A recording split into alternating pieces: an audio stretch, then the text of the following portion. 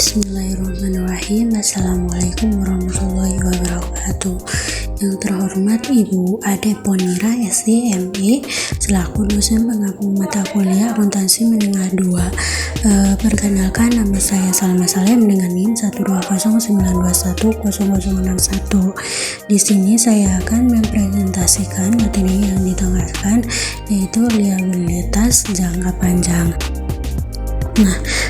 Pengertian liabilitas jangka panjang. Liabilitas jangka panjang itu ada 3 bagian. Yang pertama itu utang obligasi, yang kedua itu wesel dibayar jangka panjang, yang ketiga pelaporan dan analisis utang jangka panjang. Yang selanjutnya yaitu utang obligasi. Liabilitas atau utang jangka panjang secara tertulis oleh pihak berhutang yang wajib membayar hutangnya disertai bunga. Penerbit obligasi dan pihak yang menerima pembayaran atau piutang yang dimiliki beserta bunga pemegang obligasi yang pada umumnya tanpa menjaminkan suatu aktif. Penerbit obligasi yang timbul dari suatu kontrak dikenal sebagai indenture obligasi dan merupakan janji untuk membayar. Penerbit obligasi itu dibagi menjadi 2 bagian. Yang pertama itu sejumlah uang yang sudah ditetapkan pada tanggal jatuh tempo. Yang kedua itu bunga periodik pada tingkat tertentu atas jumlah yang jatuh tempo atau nilai nominal. Penilaian obligasi penerbit dan pemasaran obligasi kepada publik. Yang pertama itu membutuhkan waktu beberapa minggu atau beberapa bulan.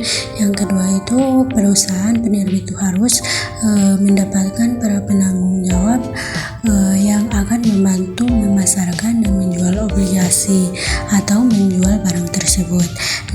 Yang kedua itu persetujuan SIC harus diperoleh dan bila diperlukan membutuhkan audit dan penerbit prospektus.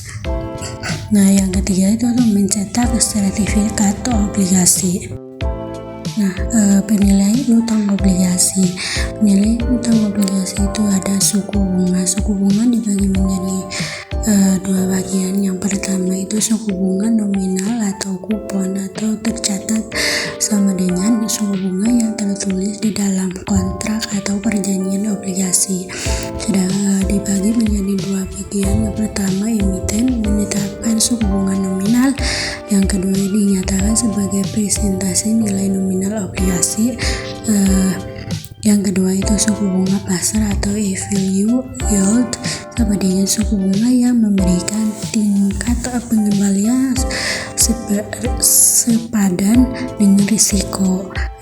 Itu merupakan nilai sesungguhnya yang diterima pemegang obligasi. Penilaian hutang obligasi itu ada suku bunga pasar itu 6%, ada 8%, ada 10%. Sedangkan penjualan obligasinya itu premi nilai pari dan diskonto. Yang selanjutnya yaitu metode suku bunga efektif. Metode suku bunga efektif itu dibagi menjadi 3 bagian. Yang pertama, obligasi diterbitkan dengan diskonto. Jumlah yang dibayar saat jatuh tempo lebih besar daripada harga penerbit obligasi. Sedangkan yang kedua itu obligasi diterbitkan dengan premium perusahaan menjual obligasi dengan harga lebih tinggi daripada nilai nominal yang dibayarkan saat jatuh tempo. Sedangkan yang ketiga itu penyesuaian terhadap beban bunga obligasi dicatat melalui proses yang disebutkan amortisasi dengan menggunakan metode suku bunga efektif. Yang selanjutnya yaitu metode bunga efektif. Dalam metode bunga efektif itu dibagi menjadi 2 bagian. Yang pertama, beban bunga obligasi dihitung pertama kali dengan nilai tercatat nilai buku obligasi pada awal periode dengan suku bunga efektif. Yang kedua yaitu amortisasi eskonto atau premi obligasi, kemudian ditentukan dengan membandingkan beban bunga obligasi terhadap bunga yang dibayarkan. Itu dibagi menjadi Anda beban bunga obligasi nilai tercatat pada awal periode kali suku bunga efektif. Sedangkan Sedangkan pembayaran bunga obligasi itu jumlah nominal obligasi kali suku bunga ditetapkan. Sesudah itu kita jumlahkan amortisasinya. Nah, yang selanjutnya yaitu contoh soal obligasi. PT Jaya Karya menerbitkan obligasi senilai 5 juta per tanggal 1 Januari 2012 jatuh tempo dalam waktu 4 tahun dengan kupon persen yang dibayarkan setiap tanggal 1 Januari. Kasus yang pertama itu kita hitung jurnal akuntansi jika suku bunga pasar 8%. Yang kedua itu kita hitung menjadi jurnal akuntansi jika suku bunga pasar 6% atau premium. Sedangkan yang ketiga itu jurnal akuntansi jika suku bunga pasar 10%. Nah, penyelesaiannya yaitu jurnal akuntansi jika suku bunga pasar 8%, maka nilai nominalnya itu kita tulis 5 juta kali 1 bagi 1 tambah 0,8 sama dengan 3.675.149. Sedangkan pembayaran kuponnya yaitu 400.000 kali 1 kurang 1 tambah 0,8 bagi 0,8 sama dengan 1.324.851. Nah, kita jumlahkan harga jual obligasinya menjadi 5 juta. Nah, kita hitung jurnal akuntansi jika suku bunga pasar 6%. Nah, nilai nominal itu 5 juta kali 1 bagi 1 tambah 0,6 sama dengan 3.910.468. Pembayaran kuponnya itu kita hitung 400.000 dibagi 1 kurang 1 tambah 0,6 bagi 0,6 sama dengan 1.386.042. Dijumlahin harga jual obligasinya menjadi 1.346.510. Nah, kita bikin akun jurnal akuntansi bunga pasar 6%. Nah, pada tanggal 1 Januari sampai tanggal 1 Januari 2016 itu bunga dibayar 400.000, totalnya 1.600.000. Sedangkan beban bunganya yaitu 3.320.791, ditotalin menjadi 1.253.490. Sedangkan premium di amortisasinya ditambahin 79.209. Ditotalin semua yang diamortisasi itu menjadi 346.510. Nah, di total semuanya nilai buku obligasinya menjadi 5 juta.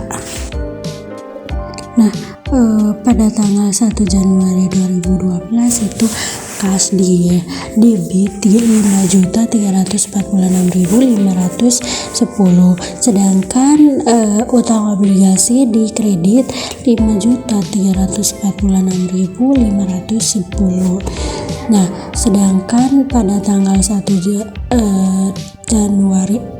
Desember 2012 itu beban bunga obligasi di debit 320.791, sedangkan utang obligasinya di debit 79.209. Utang bunga obligasi itu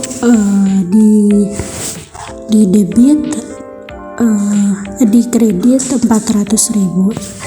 Nah, pada tanggal 1 Januari 2013 utang bunga obligasinya di debit 400.000, sedangkan kasnya. Nah, kasus yang ketiga yaitu jurnal akuntansi jika suku bunga pasar 10%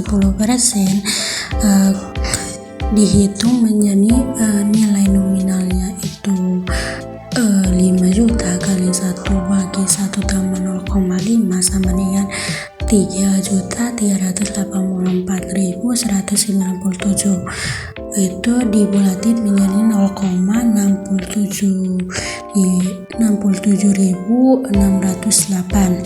Sedangkan pembayaran kuponnya itu menjadi 200.000 kali 1 kurang 1 tambah 0,5 bagi 0,5 itu sama dengan 1.292.643. Itu dibulatin menjadi 6,4.632. Dijumlahin harga jual obligasinya menjadi 400 dengan 4.676.840. Sedangkan dihitung jurnal akuntansinya yaitu tanggal 1 Januari 2012 sampai 1 Januari 2016 itu bunga dibayar 1.600.000, sedangkan beban bunganya 1.923.160. Nah, konto di amortisasinya itu 323.160. Sedangkan total nilai tercatat di obligasi itu totalnya 5 juta. Nah, yang selanjutnya yaitu jurnal akuntansi jika suku bunga pasar 10%. Nah, itu 1 Januari 2012 itu kasnya di debit 4.676.840. Sedangkan utang obligasinya di debit di kredit 4.676.840. 1 Juli 2012 itu beban bunga obligasi di debit 233.842. Utang obligasinya di kredit 33.842, kasnya 200.000 di kredit. Sedangkan 31 Desember itu beban bunga obligasi di debit 235.534.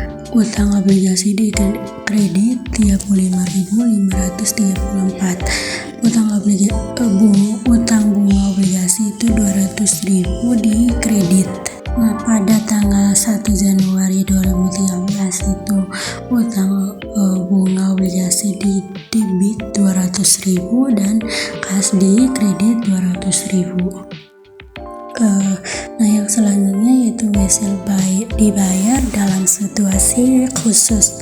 Untuk memperkirakan nilai sekarang sebuah wesel dalam kondisi perusahaan tidak dapat menentukan nilai wajar properti atau barang jasa, maka perusahaan harus memperkirakan nilai sekarang dengan melakukan penaksiran suku bunga dengan hasil suku bunga terkait.